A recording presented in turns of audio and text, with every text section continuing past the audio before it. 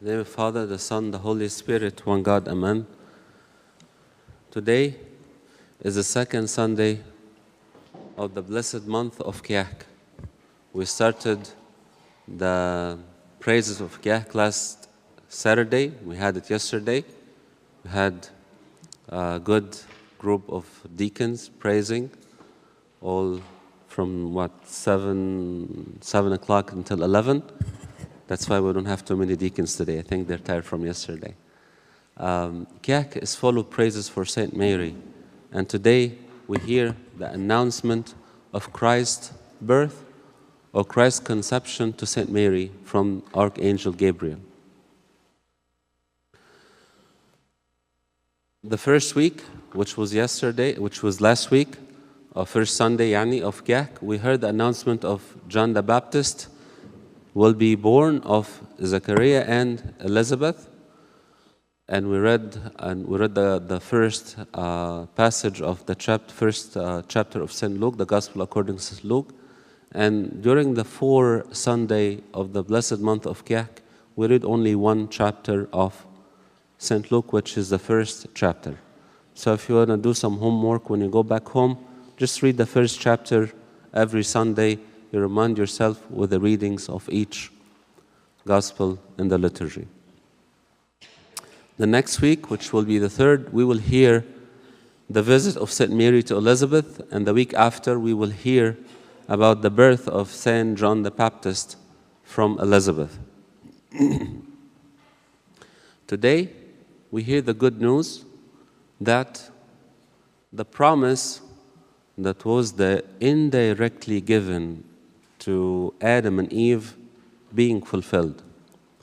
If you go back to Genesis 3:15, you will see the fall of Adam and Eve. You will read about the fall of Adam and Eve from the paradise of joy, or the Garden of Eden.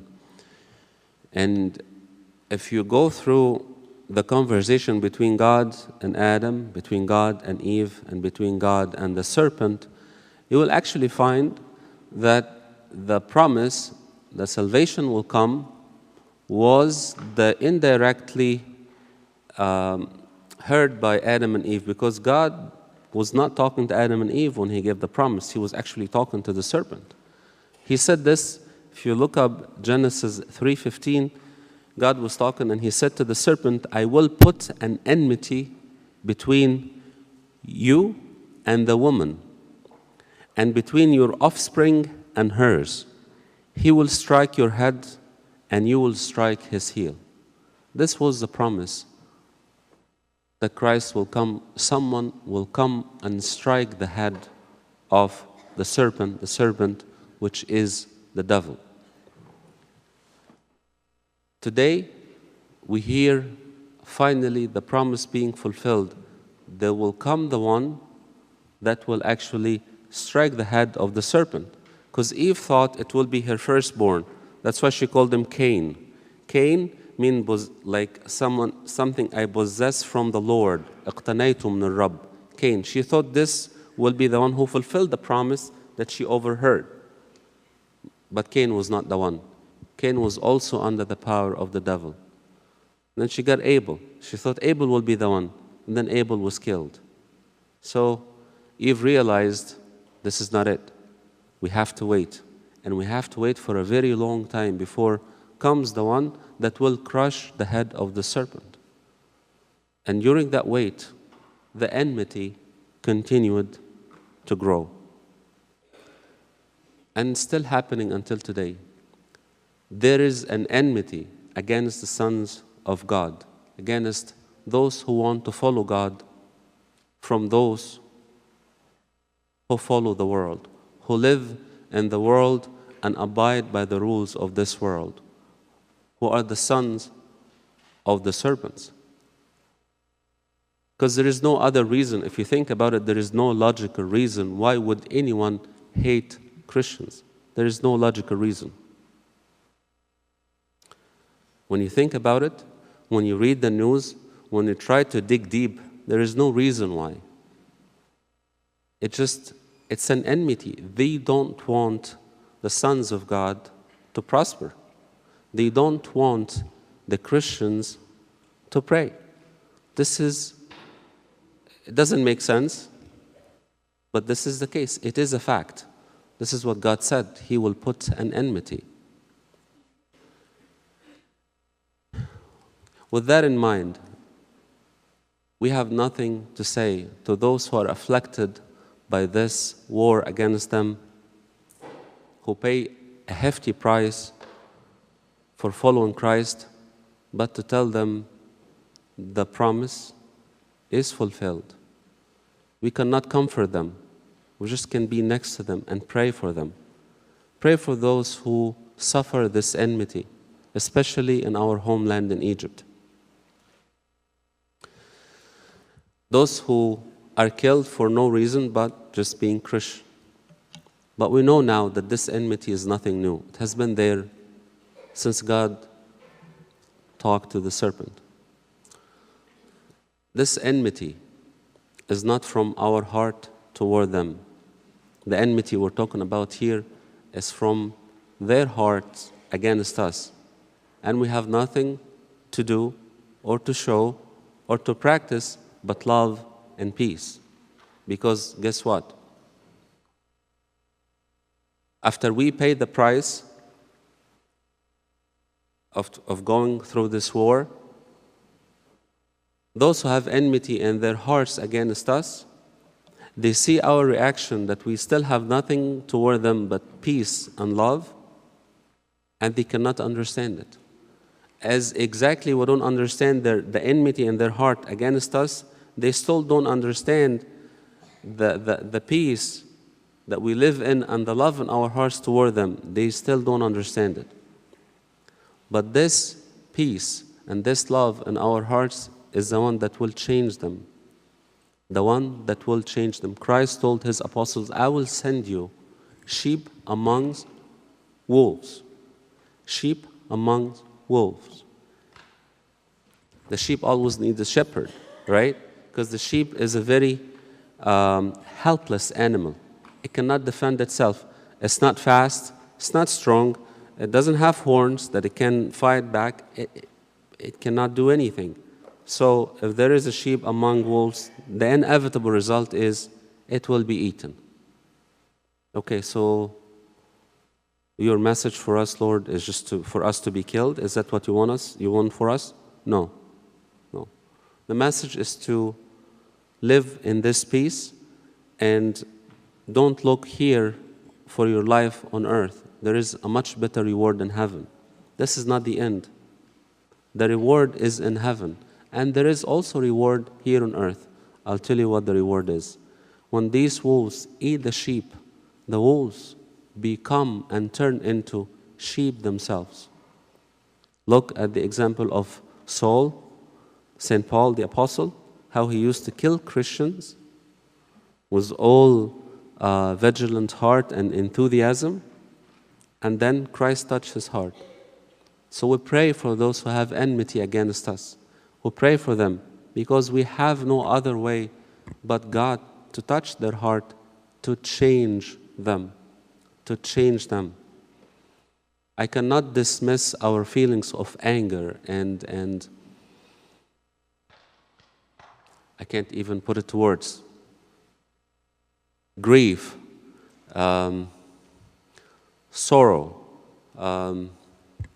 feeling less, a lot of feelings. I cannot dismiss that. But also, while all these feelings are going through our hearts, we need to remember that we need to pray for them. We need to pray for them.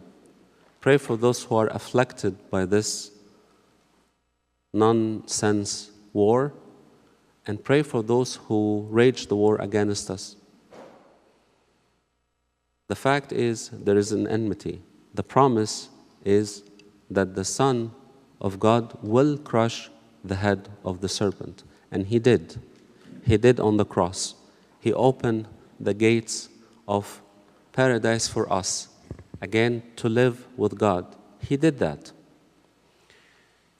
The fight is always, he did. The serpent come and talk to us. Well, he did. But are you worthy? You're not. You are a sinner.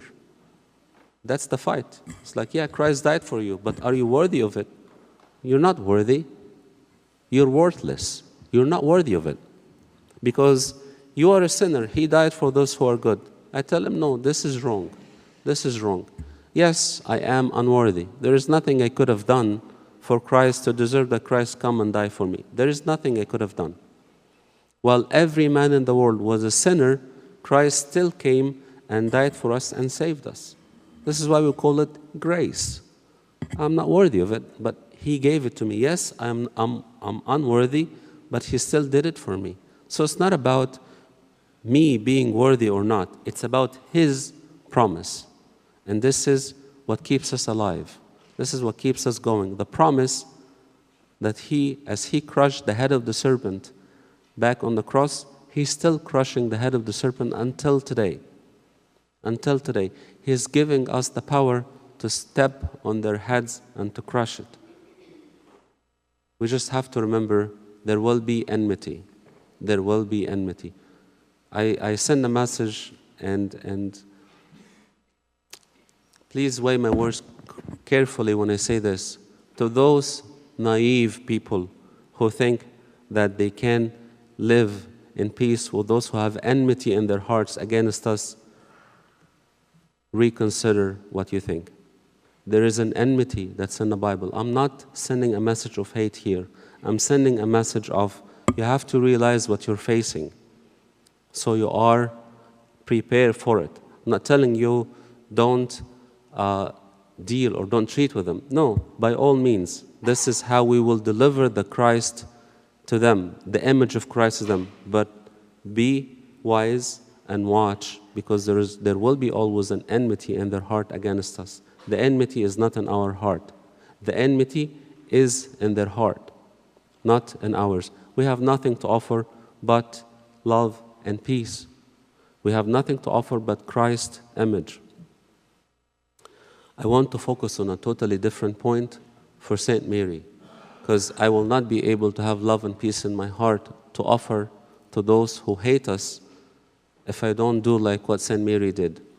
When the angel came to her today and talked to her and told her that she will be the mother of God, she asked the question, how can this happen? Because I'm a virgin and I don't know a man.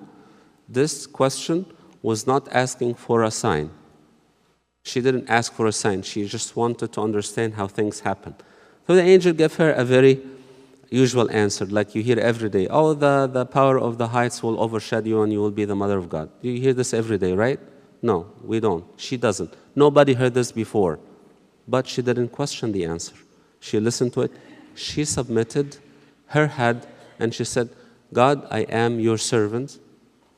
Let it be according to what you say. This is how we acquire peace and love in our hearts, by submitting to His plan. Very difficult to have this love in our hearts toward those who hate us unless we submit our head before the Lord like Saint Mary did today. She submitted her head. By the way, as Saint Augustine says, this was when Mary said yes, basically she was agreeing that she is to be stoned to death. Because if Joseph the righteous found out she is pregnant and he didn't touch her, and if he says anything, then they will say she is a sinful woman and they will just stone her. So her agreeing to this message, basically agreeing to die for his name. But she accepted it because he told her she will be the mother of God. And she submit her heart. She submit her head. She submitted her mind in front of him. Something we rarely find these days in the new generation. Very difficult to submit, very difficult to say, okay, mama, okay, dad, okay, teacher. Very difficult. Maybe we say this, okay, I will do this, or harder in school. But at home, I don't know if we say that often. Practice submission so you are able to live your faith. If you don't practice submission at home and to the authorities and to the rules, you will not be able to live in faith. Faith starts with submitting your heart to someone. You have to submit. If you're not able to submit, how can you live in faith? We can't. St. Mary today submitted her heart in front of the Lord. A sign of great faith. Let it be according to what you say to me. Let's try to put this in our prayers. Let's put those who hate us in our prayers. There is no other way. Let's ask God to show them the true light, to shine upon their heart, to remove the enmity out of their hearts. Let's submit our heart before Him so we're able to love. Let us bow our heads before Him and to one another, submit to one another so you're able to practice faith. It's not about proving yourself, it's about forgetting yourself. To Him is glory forever and ever. Amen.